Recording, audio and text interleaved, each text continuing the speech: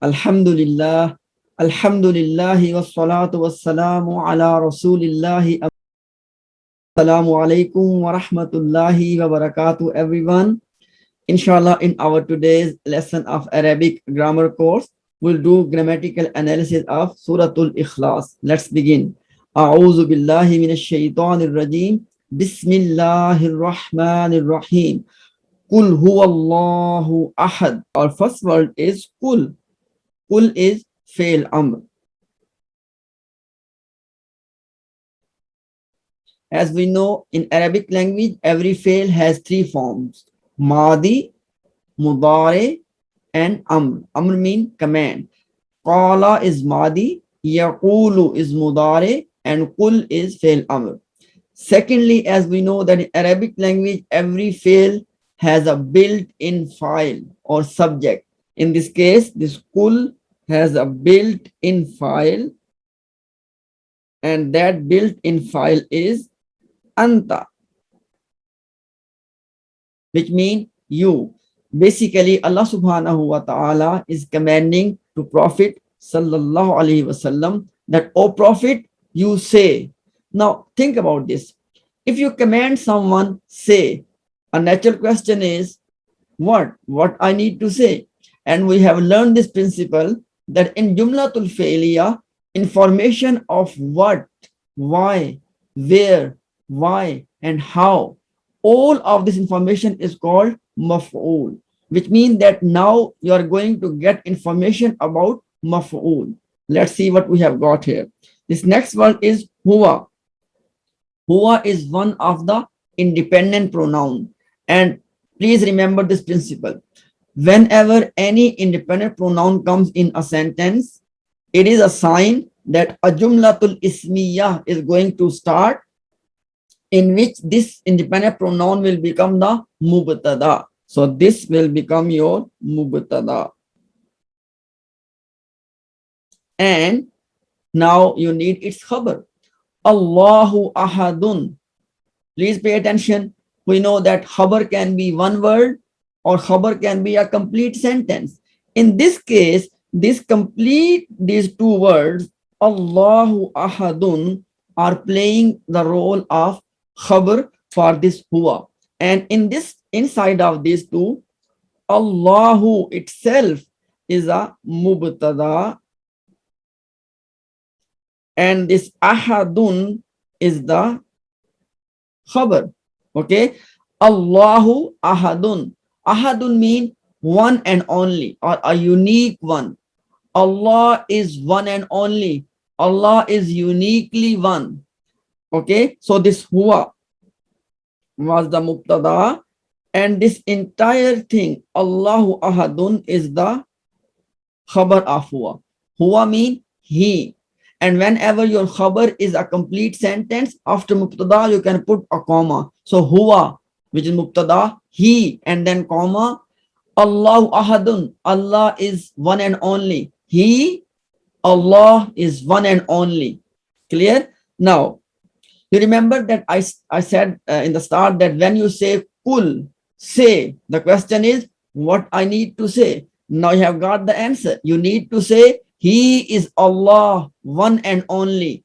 So this information, he is Allah, one and only, which is a complete jumlatul ismiyah, in which huwa is the mubtada and Allahu ahadun is the khabar. This complete jumla is playing the role of maf'ul. Why? Because this complete jumla is giving us the information of what? So this complete jumla is playing the role of maf'ul. And last point is that in the case of qala, or any member of qala, or yaqulu, or any member of yaqulu, or kul, or any member of the kul, maf'ul of this family is given a unique name, and that unique name is maqulul qawl. Maqul al qawl. So you can call it maf'ul, or you can also call it this technical name maqulul qawl. So let's wrap up the whole first ayah. So kul, this kul part is the fail. Inside of kul you got your file, and then this whole sentence play the role of maf'ul. So fail, file, and maf'ul. In this way, this first ayah is a jumlatul fi'liya in which these are the three parts: fail, file, and maf'ul. Let's move on. So our second ayah, Allahu as-samad. So this first word is Allahu. Please learn this principle. Whenever a new sentence begins and it has ism in rafa status and proper, this is a sign that this ism will become your mubtada and it will start a jumlatul ismiya, which means that this word Allahu is in rafa status. Why? Because of this dhamma, we know this. So it will become your mubtada of the new sentence. And now it means that new jumlatul ismiya has started. Now you need your khabar. As-samadu is a ism because of this alif lam in the start. We know it's a ism. And this dhamma is telling you that it is in rafa status. So you got another ism in rafa status. This ism will play the role of khabar. In this way, you got a jumlatul ismiya in which Allahu is mubtada and as-samadu is khabar. Allah, the self-sufficient. Now at this point, just I want to mention one important thing. Please pay attention. Mubtada and khabar, both of them are in rafa status by default, as in this case, Allahu and as-samadu. But by default, mubtada is proper as Allahu is proper, and by default, khabar is common. That is the default position. So it means that in this case, it is an exceptional case where as-samadu is proper and we still call it khabar. Because by normal rules, it should be Allahu samadun, Allah proper and samadun common. But every rule has exception. Secondly, due to this reason, you notice that when you look at the translations, they translate it as Allah the self-sufficient or Allah the eternal. They don't translate it as Allah is self-sufficient. Normally, they don't translate like that normally. Why? Because they also realize that samad is in, it is proper. So Allah the self-sufficient. Clear? So this was our second ayah. Let's move on. So our third ayah, lam yalid wa lam yulad. So this first word is lam. We have learned in our level 1 course that fail mudare has three forms. One is the default form of mudare, which we call mudare marfu. Sometimes there's a specific list of words. When any member from that list comes, it makes mudare mansoob. Clear? And likewise, there's a specific list of words, and when any member from that list comes, it makes mudare majzoom. This lam is one of those family, is one of the member of those family of words which make mudare majzoom, which means that after lam, you will get fail mudare, but that will be in majzoom form. Now, what is mansoob and majzoom? We have discussed this thing in our level 1 course. So please go back and check it there. Okay. So lam, we can call this lam as jazim. Jazim means that a word which will make the next thing majzoom. So yalid, you notice this yalid, the sukoon at the end. The sukoon is a sign that this has become majzoom. Why? Because in normal marfu form, it should be yalidu. Yalidu. Walada is madi. Yalidu is mudare. And lid. Lid is the amr form. Walada, yalidu, and lid. Clear? So yalidu has become yalid. Why? Because of this lam. Now let's translate it. Yalidu mean he gives birth. Clear? But when you add lam, not from grammatical point of view, lam make it majzoom. But from a meanings point of view, lam, because of lam, two things happen. Number one, statement goes into past. And number two, it becomes a negation statement. So yalidu mean he gives birth. Lam yalid, he did not give birth. Clear? He did not give birth. This did not is coming because of this lam. Clear? Let's move on. This vow. This vow is called harf atf. In English, we call it conjunction. And the role of this vow is that what is coming after this vow is connected with what came before the vow, which means lam yalid is connected to lam yulad. The next one, clear? So again, this lam is jazim, and it is a sign that it will make the next word, which will be definitely fail mudare, into majzoom. As you can see, this word yulad. You see, you notice this jazm? Yulad, sukoon. It was actually yuladu. Yuladu has become yulad. Clear? Now, yuladu mean that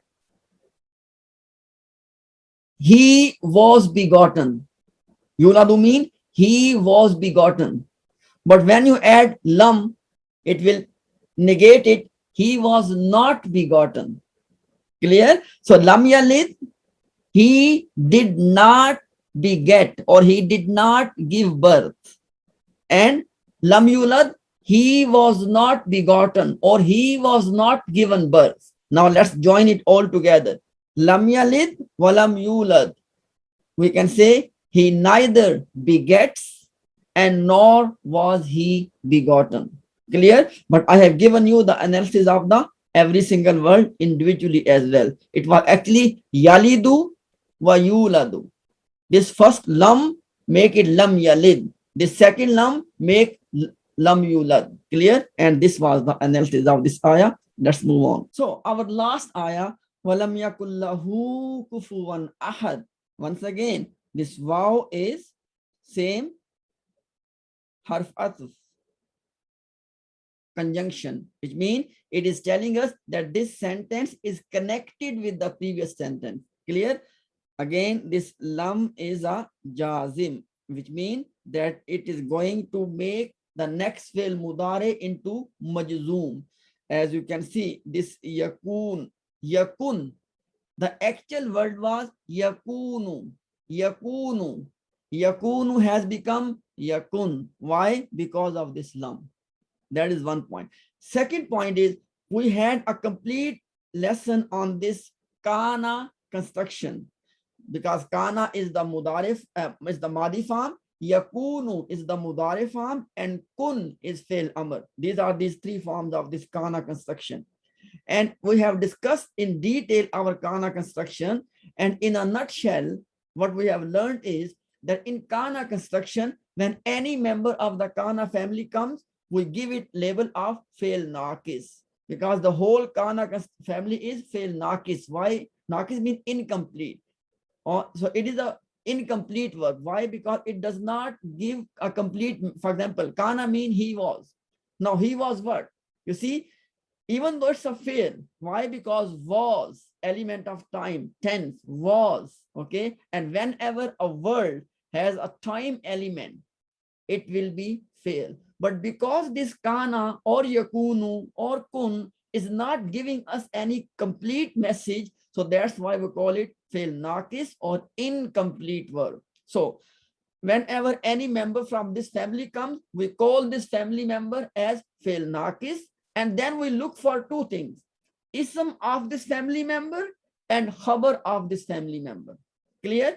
And inshallah we see that how this thing is working here as well. So yakun will be called fail naqis, and secondly, because of this lam, this fail naqis is majzoom as well. I explained this already, that it was yakunu, it has become yakun. Then lahu, this lam part and this hu part. Lam is the jar part and hu is the majroor part. Jar and majroor together is a prepositional phrase or murakkab jari. And we know that prepositional phrase, the label for this whole phrase is muta'alliq bil fail. Which fail? Yakun. So lahu is simply mutalik bil fail. Kufuwan, please pay attention.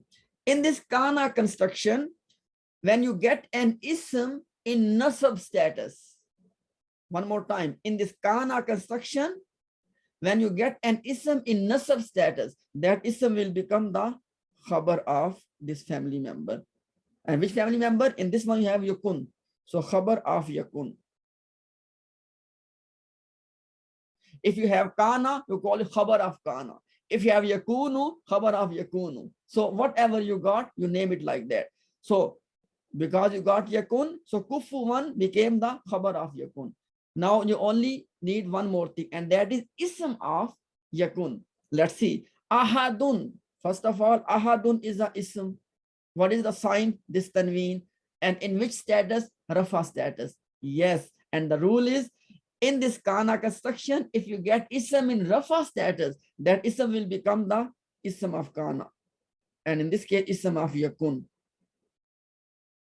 So kufuwan was in nasab status, became the khabar of yakun. And ahadun is in rafa status, it became the ism of yakun. Now let's wrap up this whole thing. So from yakun all the way to ahadun is a kana construction in which you got ism and khabar and all things. Okay, now yakunu, let's deal with the whole sentence without lam. Clear? So without lam, this word was yakunu, and yakunu mean he is. Clear? Lahu mean for him. Kufuwan mean equal or comparable. So he is for him comparable. Ahadun. Now, remember I said that ahadun is the ism of yakun.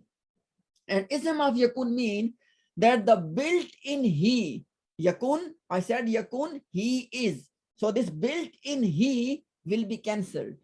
And that ahadun will play the role in the translation. So instead of saying he is, yakunu, he is, now I will say one is, because ahadun mean one. Okay, so one is. So yakun, one is, lahu, for him, kufuwan, comparable.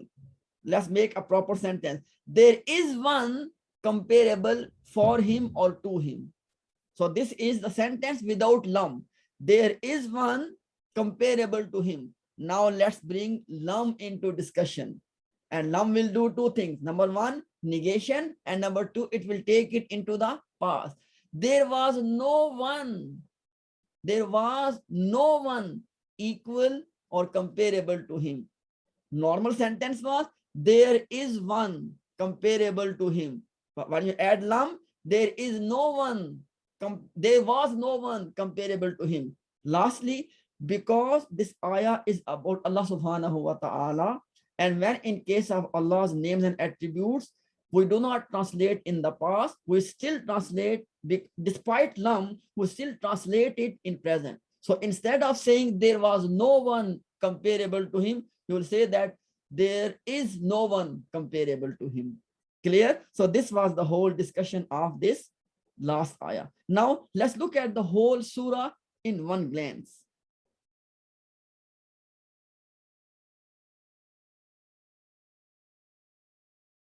So this is our entire surah. Okay, so kul, this first thing, kul was our fail, and inside kul we got the file, and huwallahu ahadun. So this kul was fail and file, and huwallahu ahadun, I have explained before, it has played the role of maf'ul. Why? Because it gives the information of what. So say, he is Allah, one and only. Allah, the eternal, or Allah, the self-sufficient. He neither begets nor he was begotten. Walam yakullahu kufuwan ahad. And there is none, because you can say there's no one or there's none. There is none comparable to him, or there's none equal to him. So basically, the whole surah is actually one thing. Allah is saying, say. Okay, what we need to say? You say that he is Allah, the one and only. Allah, the self-sufficient. He begets not, nor was he begotten, and there is none comparable to him. This is what you need to say. Clear? So this was our analysis of Surah Al Ikhlas.